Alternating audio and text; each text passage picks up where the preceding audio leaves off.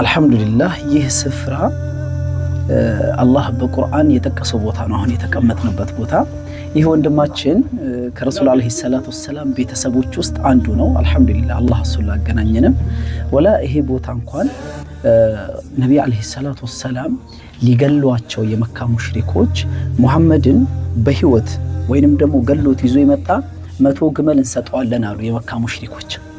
ከዛን ሽሽት ፈለጉ ጀመሩ የአላህ መልእክተኛ ወደ መዲና ከአቡበከር ሲዲቅ ጋር ማለት ነው። እዚህ ቦታ መተው ተደበቁ ወይንም ደግሞ ተቀመጡ።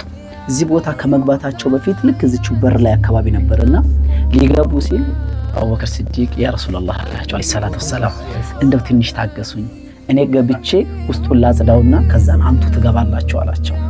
ነብዩ ሰለላሁ ዐለይሂ ወሰለም ይሻሉት አቡበከር በጣም ይወዳቸው ነበርና ገብቶ አጸዳ አጠረገው።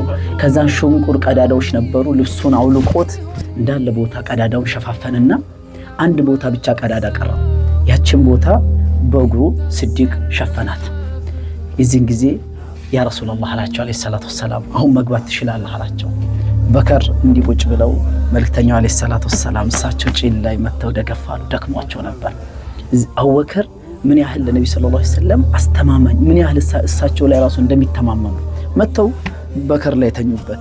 አቡበከርም ሲዲቅ እሳቸውን ካስተኛ በኋላ እባብ መጣና የአቡበከርን ሲዲቅ እግር ነደፋቸው። አቡበከር ተቃጠሉ። መርዙን ነበር የለቀቀባቸው፣ በጣም አቃጠላቸው።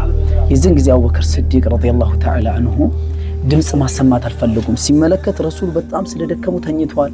አለቀሰ አቡበከር ሲዲቅ እንባ ጠባለ ከጺሙ ላይ። መልእክተኛው ሰለላሁ ዐለይሂ ወሰለም ረገፈውባቸው። ያ አቡበከር አሉት ለምንድነው የምታለቅሰው ሲሉት ያ ረሱላህ አላቸው አለይሂ ሰላቱ ወሰለም እባብ ነከሰኝ። ታዲያ ለምን አልነገርከኝም ለምን አልቀሰቀስከኝም ሲሉት እንደው አንቱን ከእንቅልፍ መቀስቀስ ከብዶኝ ነው አንቱን ከእንቅልፍ ከምረብሻችሁ እኔ ብሰቃይ ይሻለኛል አሉ። እስኪ ብለው መልእክተኛው ሰለላሁ ዐለይሂ ወሰለም ያ አቡበከር ነገር ሲያዩ ደም እየፈሰሰው በጣም ነብዩ ሰለላሁ ዐለይሂ ወሰለም ደነገጡ። ሲዲቅ ጓደኛዬ ምን ሆነ አሉትና እግሩን እብስ ያረጉ እትፋሉለት። እዛው እያዩ ከእግሩ ስር መርዙ እንዳለ ወጣለት። እዛው አቡበከር ሲዲቅ አፍያውን አገኘ፣ ሰላሙን እዛው አገኘ። ከዛ ነብዩ ሰለላሁ ዐለይሂ ወሰለም ተመልሰው ተኙ። አቡበከርም እዛ ቆየ። አቡበከር ሲዲቅ በጣም ራባቸው። ሲርባቸው ምግብ ፍለጋ ሲወጡ አንድ እረኛ አካባቢ ላይ የግመል ወተት ይዞ ሲሄዳዩትና እባክህ ርቦኛል ወተት ስጠኝ አሉት። ትንሽዬ ወተት ሰጣቸው። ያ የሰጣቸው ወተት ለአንድ ሰው እንጂ አይበቃም። አቡበከር በጣም ርቧቸዋል። ከኔ በለጠ ግን ረሱል አለና አለይሂ ሰላቱ ወሰለም መተው ሰጣቸው። አቡበከር አንተ ስጠጥታል አሉት። አሁን ውጭ ጠጥቻለሁ አለ፣ ግን አልጠጣም በጣም ርቦታል።